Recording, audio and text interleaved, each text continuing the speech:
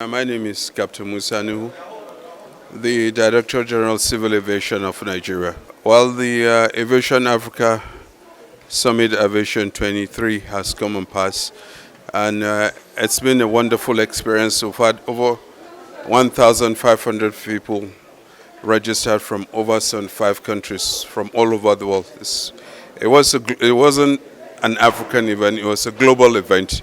And he's exposed and showcased Nigeria to the world, what we are, who we are, and the opportunities, abundant opportunities within the aviation industries for outsiders to come and invest and create a huge growth in the economy and by consequence a significant growth in our gross domestic product. Yes, sir. Sir, just quickly, one of the constant issues that airline operators have raised in the last couple of months is that the NCAA, by extension the federal government, leaves them alone in as regards international flights. Like nothing is being done to make sure that the BASA agreement regarding reciprocity is stuck with. And then in terms of flight schedules and destinations, that the federal government doesn't do anything, especially the NCAA, to help them get better deals. And for us as journalists, balance is always the thing. We've heard from the airlines. We'd like to know what the NCAA, how true this is. And I'll categorically tell you that is absolutely false. If the airlines are designated to fly country X, they go to country X and negotiate with them without informing the NCAA. So how can I help you when I'm not aware of what you are doing? The few airlines that have come to us and asked our help will resolve their issues within a couple of hours. Sometimes it just takes a phone call from the DG to his counterpart DG and get that done. We have fought with some European countries and we've got TCOs, third country operator, for our airlines to operate in these countries. You know, it's sad and unfortunate, even within this Aviation Africa Summit, when my colleagues from other countries, at least 3 or 4 countries, came and told me, oh, an airline from your country applied to fly into our country. Why didn't you assist? I said, they didn't come through me, they went directly through you. If you are designated to operate into another country, normally you should come to CA, we'll write and introduce you to that country, and we'll follow up and assist you.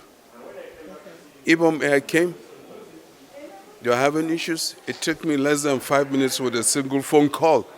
We'll resolve that issue. So the operators must know to use the resources available to them. If you go as a private enterprise negotiating with government agencies, you run into problems.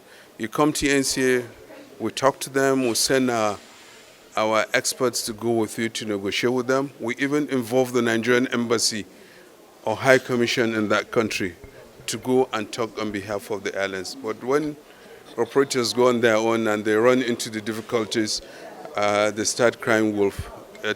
They need to take the first step by involving us in that, you know. quick one, sir. During the summit, the IATA vice president said that Nigeria has the most expensive airports in terms of in Africa. As a regulator, sir, what do you have to say about that? And then is there any way to fix this opinion, so to speak? Well, he didn't say it's an opinion. He said it's a fact of life from their studies. Well, we don't run the airport. The airport is run by Federal Airports Authority of Nigeria. But I can guarantee you, a lot of the fees and charges are not by FAN or any aeronautical agencies. There are a lot of agencies, other government agencies that work on this airport, and they charge, especially when you go to cargo, they charge and it makes it very expensive. We cannot control agencies that are not under aviation, but I believe the Ministry of Aviation set up a committee to work with other agencies in the airport to see how all these charges can be streamlined, consolidated, and streamlined to make it very competitive with other airports. Okay. Sir, quick one also. At the last Zoom meeting you had with some of my colleagues and I, you had said that out of about 20 airports in the country, just 4 are viable. Now, what do you think the unviable airports should be closed, or what is the solution to sort that, so that we have more viable airports within the country? Well, it's a decision we'll have to decide. Okay. Viable airports, Lagos, Abuja, Port Harcourt, and Kano. And then maybe Asaba Airport that the state government has concession. I would like to believe it's viable, or it's going to be viable. If not, the issue of airport access, we have to decide as a country. There are many remote areas in the country, some state capitals and far corners of the country. Do we want to travel there by road, or do we want to go by air, considering some of the challenges and difficulties and security and the road network in the country you want to travel? I cannot decide whether the viable or unviable airports should be closed, but I think the states and the local governments can create activities that will attract people to their states, and you have more passengers coming, and hopefully they will generate enough funds, to at least, if they're not making huge profit, but they're running the airports without a loss. So I want to ask, when will the NCAA give the UAE its flight schedule and time, and how many days is the federal government looking at it? We have a bilateral air services agreement with UAE. It's not the NCAA that will give it. They will write to us, and we'll liaise with the Federal Ministry of Aviation and Aerospace Development and decide how many slots they are requesting, if that's feasible. But we have bilateral air services agreement with them, and those determine the number of slots each country can give each other. So I don't see any problem with that. It's when they write, then we work on it. On the issue of contaminated Jet A1, we learned that 3 suppliers were found guilty. Just to ask, are they going to be prosecuted? Will their licenses be revoked? There was not 3.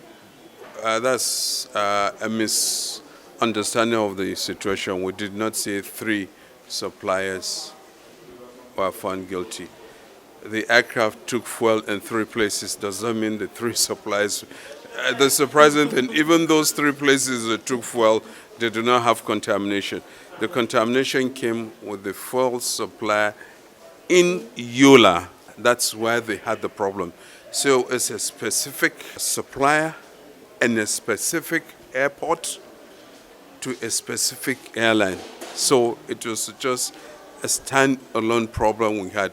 It's not like every place in Nigeria had that problem. It was just one station at a time to a specific operator that had that problem. And that has been resolved. We are working with the NMDPRA, which is the downstream regulator of the industry, and to look at all those fuel supplies in the airport. We work with them. They gave us those who have been certified and those who had not been certified, and we've taken action against those either their certification has expired or they have not been certified, to ensure that they don't supply Jet A1 until they get certified by the NNDPRA. Then they come to us, and we also look at them for the airport supply. We give them the necessary certification to supply Jet A1. So lastly, sir, a few months ago, the NCAA has said for you to start an airline, you must have a minimum of 6 aircraft. Yes. And those who are already in the business that have less than that will need 6 aircraft going forward. So, but the airlines they are not really comfortable with that. They've raised some issues. So I want to ask, are there possibilities that the authority might review this policy? No, for now we're not reviewing it. We have to implement it. It's all about generating adequate revenue to operate. An airline that has 3 aircraft, an airline that has 6 aircraft, the overhead cost, the difference is not much, because you have to open your stages, you have to employ ground handlers, you have to pay this, you have to pay that. But an airline that has 6 aircraft, one airline that has 3 aircraft, the revenue generation is huge is different. So their likelihood of survival with this fixed overhead and with this fixed revenue is much, much higher. We have to look at it. And if you look at the airlines that have been giving us issues, there are airlines with 2, 3 aircraft because they are not even generating adequate revenue to deal with their current liabilities. It's unfortunate, but aviation is a very expensive business. It requires a lot of investment, but it is our own responsibility to ensure that an aircraft in a strong financial position to run its operations, because if they don't, they're going to start cutting corners, and that's where safety and security issues might prop up. Thank you very much. All right. Thank you.